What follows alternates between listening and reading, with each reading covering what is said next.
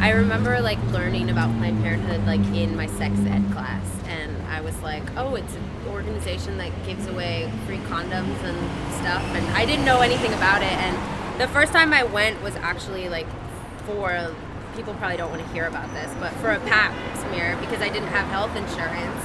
Right. And it's like you can walk in the door there and feel welcomed, and it's not a scary, it's not a scary place. And I think that a lot of people are afraid of going and doing things like that and talking about things like that. But I feel like I'm very, like, at this point, I'm just like, okay, I can talk about pap smears and people just need to deal with it, It's a realistic thing. People get pap smears. Deal with it. Right. I'm sure that everybody remembers when the Pence Amendment was introduced and they tried to bar all federal funding from Planned Parenthood, Right. Which was terrifying. Planned Parenthood provides basic reproductive health care to thousands and millions of Americans and tens of thousands of New Yorkers. And this would have eliminated all of that. It would have eliminated all of our sex education programs. It would have eliminated all of our parent education programs.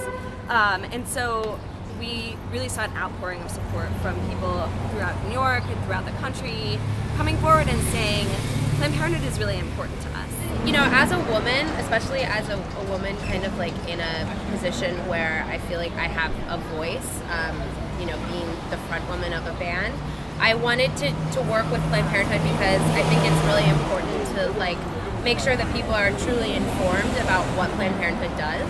I think a lot of people don't do their research properly when it comes to Planned Parenthood, and they kind of have a generalized idea of what they do, and a lot of people don't know that they actually most of their services that are provided are all preventative services. So they do cancer screenings and pap smears, and they give out free contraception, which is, to me, is like, why would you ever be against an organization that does that and is, it's a healthcare organization. So Right. I just felt like it was really,